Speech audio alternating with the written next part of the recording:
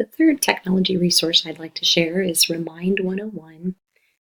This is a resource I chose because it is an excellent way to communicate with parents, and my purpose would be to keep open lines of communication with parents so that you can share information and have a way that is quick and easy to communicate whatever you need to.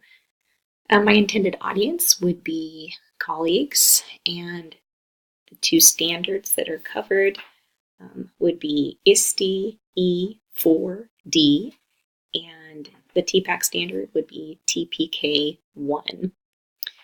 So when you are using the Remind app, you can to sign up, you can go to Remind101, and once you get there, you can see there's a place to sign in.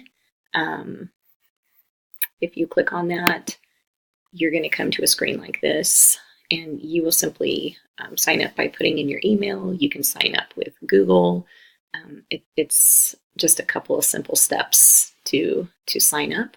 Once you have signed up, you're going to have your own class, which is very easy to set up.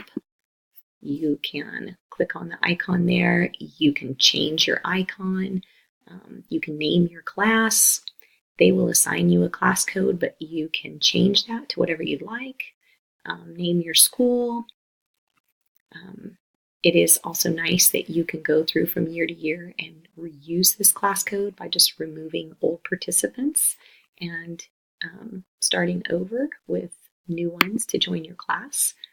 Which, to have people join your class, you just come on over to Add People. You can click on this. At the beginning of the year, I generally, at Open House, put out a printed page like this that just tells parents what message to text to a certain number, and then they are added. You can also share a link to do this, or you can simply go in and type their name and email address or phone number and add them as well. They have updated and added quite a few things to this.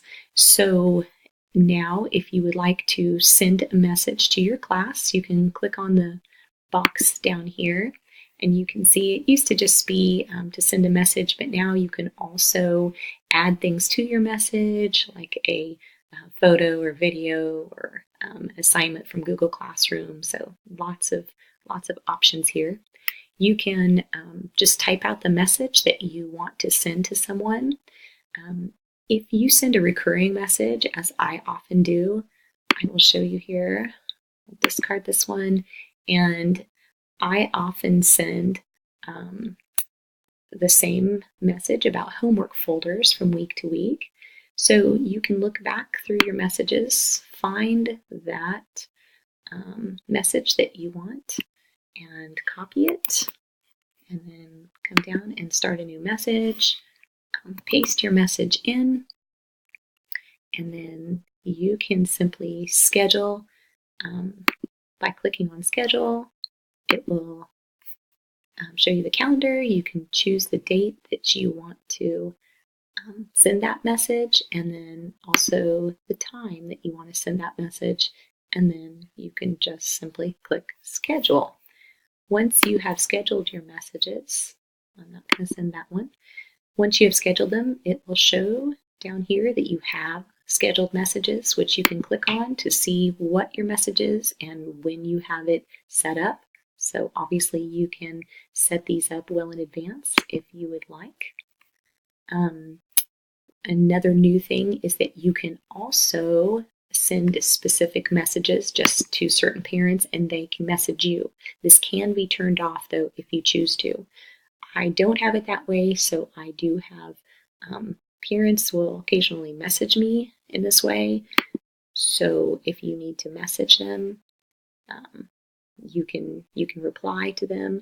So it'll show you messages that parent got as a whole group, and then it will also show you specific messages that they have sent just to you, and you can reply to them. If you are wanting to reply just to that parent, you can click here where it just shows that parent's name and go ahead and schedule your message.